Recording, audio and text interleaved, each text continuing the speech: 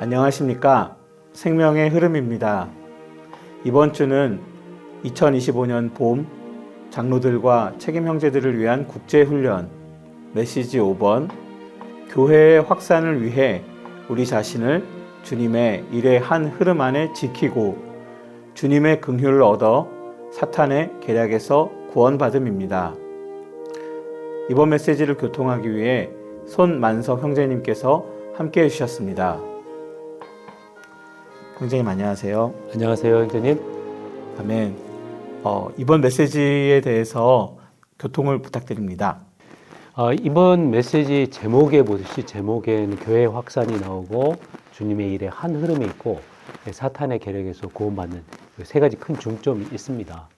로마서 1번을 보게 되면 이 사도행전은 주님의 움직임 안에 주님의 일에 한 신성한 흐름만이 있다는 것과 또 우리가 이 흐름 안에 우리 자신을 지켜야 한다는 것을 계시하고 있습니다.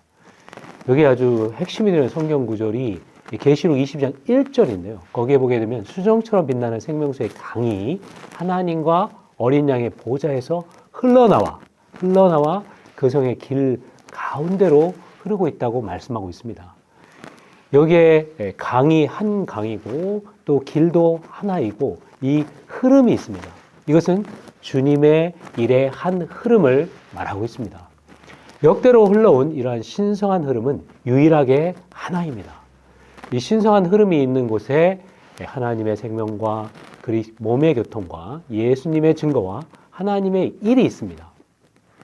오순절 날에 시작되어 오늘날까지 역대로 흘러온 이 신성한 생명의 흐름은 바로 하나님의 단체적인 표현을 위해 교회를 건축하는 하나님의 목표를 위한 한 흐름인 것입니다. 또 로마서 2번에서는 교회의 기본 원칙은 교회가 영원하고 우주적이라는 거예요.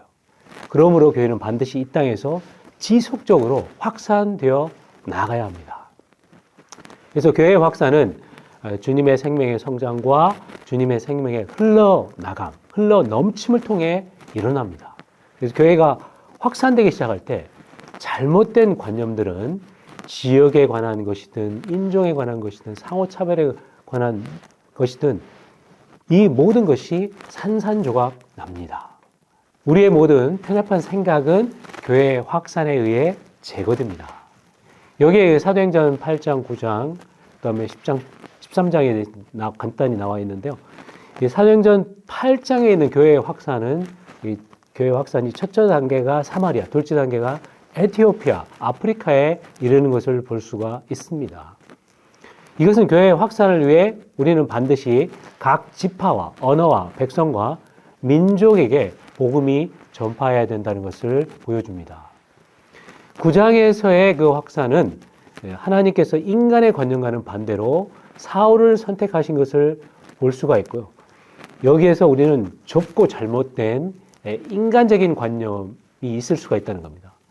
이 교회의 확산을 통해 이 관념이 깨뜨려지고 산산조각 나야 합니다. 사도행전 10장은 복음이 가이사랴에 있는 고넬료 집으로 확산되는데 이것은 이 땅에서 복음을 위한 주님의 움직임이 하늘 보좌에서 수행된다는 것을 말하고 있습니다.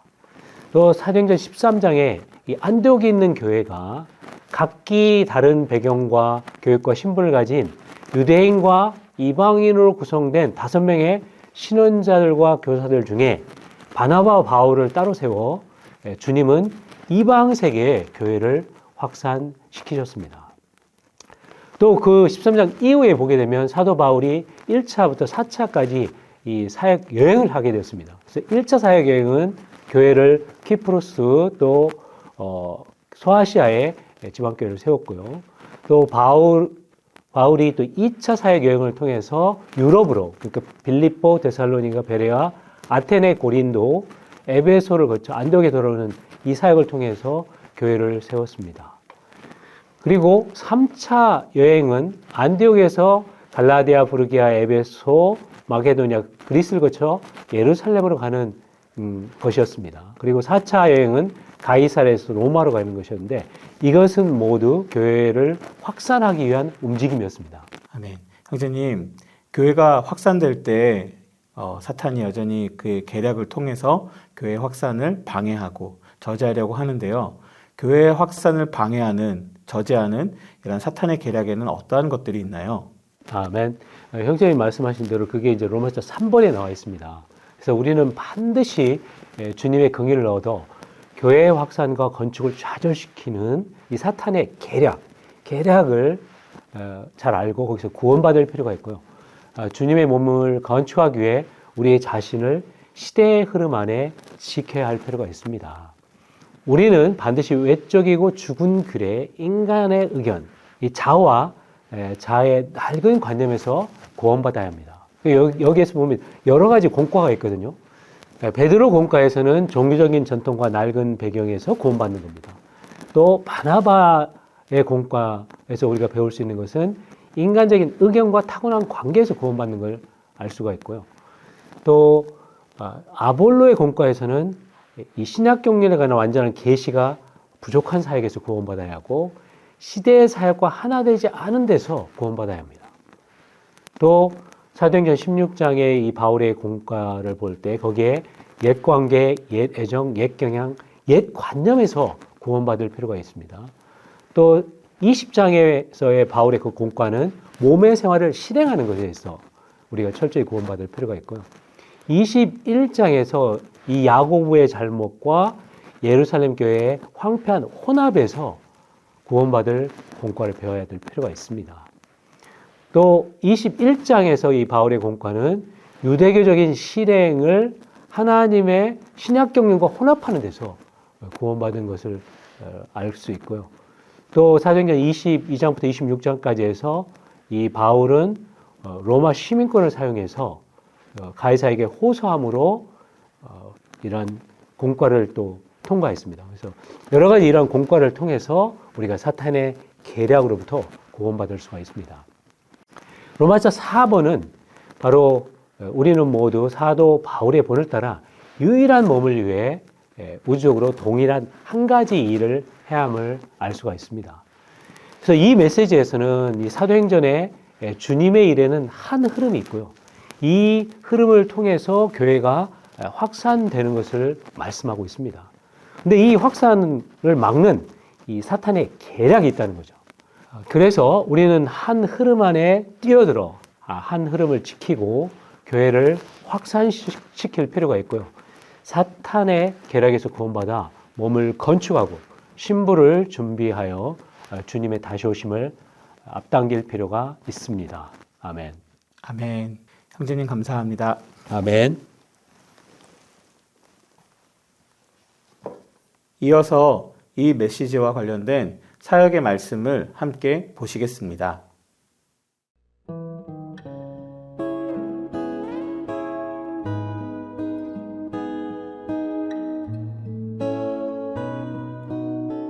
신약은 주님의 움직임이 그분의 육체되심으로 시작하여 땅에서의 33년 반 동안의 인간 생활과 십자가에 못 박히심과 부활로 이어졌다고 밝힙니다.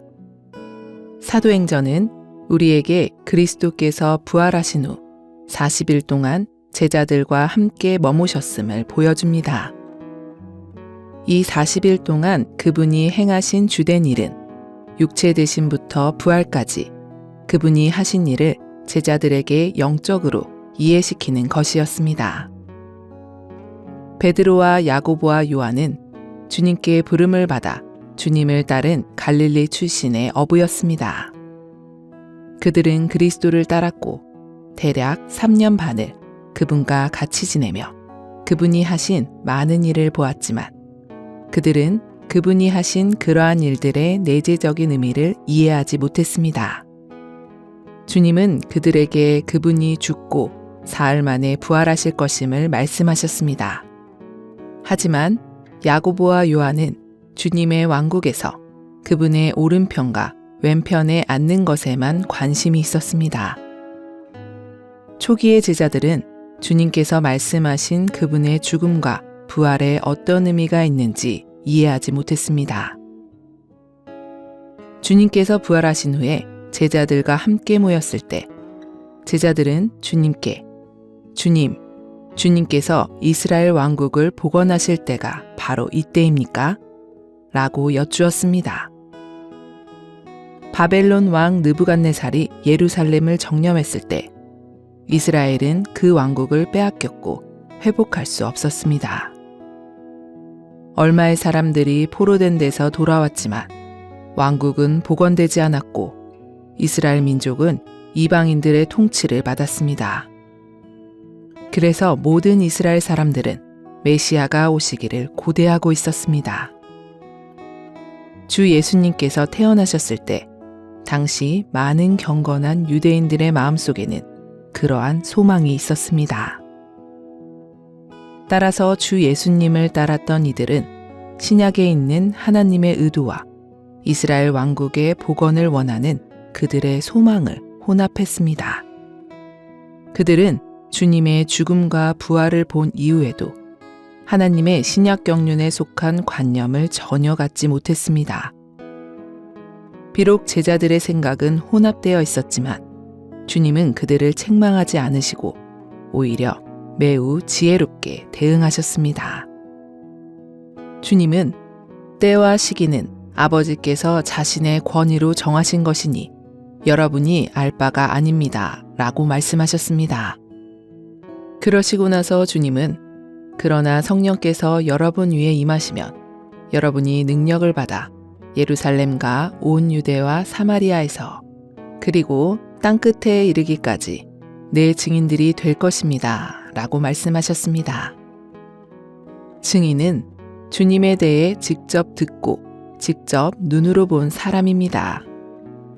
사도 요한은 그의 서신서에서 태초부터 계셨던 생명의 말씀에 관하여는 그 말씀을 우리가 들었고 우리 눈으로 보았으며 주목하고 우리 손으로 만졌습니다.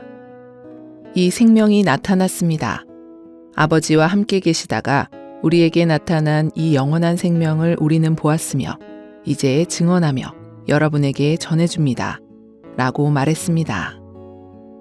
이 영원한 생명의 나타남은 그리스도께서 육체가 되심으로 이루어졌고 또한 사람들을 영원한 생명 안으로 인도하시고 아버지와의 생명의 연결과 교통 안으로 이끄시기 위해 사람들에게 생명을 계시하시고 분배하시는 것도 포함합니다. 이런 이유로 그리스도는 제자들에게 먼저 가서 그들이 본 것에 근거하여 죄들이 용서받을 수 있는 회개를 전파하라고 명령하셨습니다. 그리고 그분은 승천하시기 전에 하늘과 땅의 모든 권위가 그분께 주어졌다는 계시에 근거하여 제자들에게 가서 모든 민족을 그분의 제자로 삼아 아버지와 아들과 성령의 이름 안으로 침례를 주고 제자들에게 명령한 모든 것을 지키도록 그들을 가르치라고 당부하셨습니다. 그리스도께서 승천하신 후 오순절 날에 교회들을 세우시기 위해 이 땅에서의 하나님의 움직임의 계시로서 행하신 첫 번째 일은 제자들에게 능력의 영, 완결되신 모든 것을 포함하신 영이신 그분 자신을 부어주신 것이었습니다. 사도행전 1장에서 오순절 날에 성령의 부어지심이 아직 임하지 않았을 때 우리는 베드로가 바뀌었음을 봅니다. 그는 성경을 말할 때 무게가 있었고 다른 제자들과 함께 한마음 한뜻으로 기도했습니다. 이것은 베드로 안에 성령께서 충만하셨음을 증명합니다. 2장에서 오순절 날의 성령은 베드로 위에 임하셔서 그를 내적으로 충만하게 하셨을 뿐 아니라 외적으로 충일하게 하셨습니다. 그렇기 때문에 그는 담대하게 일어서서 복음을 전할 수 있었습니다. 그때부터 이 갈릴리 어부는 그리스도를 최초로 전한 사람이 되었습니다. 베드로가 유대인들에게 전한 첫 번째 말씀에서 그는 이 예수님을 하나님께서 살리셨으며 우리 모두가 이 일의 증인들입니다. 그러므로 예수님께서 하나님 오른편으로 높아지시고 약속하신 성령을 아버지께 받으셔서 여러분이 지금 보고 듣는 성령을 부어주셨습니다. 라고 말했습니다. 주님은 성령을 부어주셨고 성령은 신성한 생수의 흐름이 되셨습니다. 아버지 하나님은 바로 근원이십니다. 아들 그리스도는 그 안에 담겨 있는 신성한 생수를 해방하실 수 있도록 갈라진 반석, 곧 생수가 흘러나오는 샘이십니다. 그리고 그분에게서 흘러나온 이 생수는 바로 하나님의 생명의 영입니다. 성령은 흐르시는 신성한 생명의 영이십니다. 이 영 안에 모든 것을 포함하신 삼일 하나님, 인성, 십자가와 장사됨의 요소, 부활, 승천, 권위, 주권, 머리에 권위가 있습니다. 이 흐름 안에는 모든 것이 포함되어 있습니다. 얼마나 풍성한지 이것은 모든 것을 포함합니다. 이것이 오늘날 제자들 안에 있는 흐름입니다. 본 내용은 미니스트리 다이제스트 2025년 봄 장로들과 책임 형제들을 위한 국제훈련 한마음 한뜻과 사도행전의 중대한 방면들 중 일부를 발췌한 것입니다.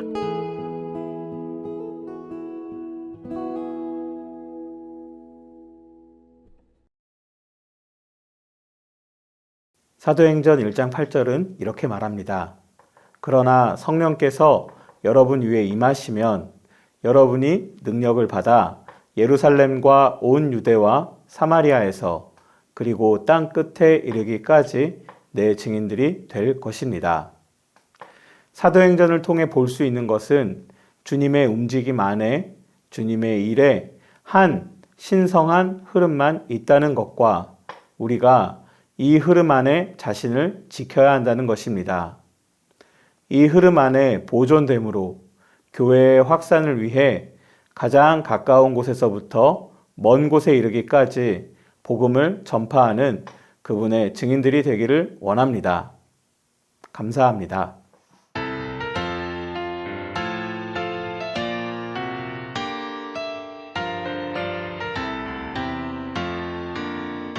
흐름 중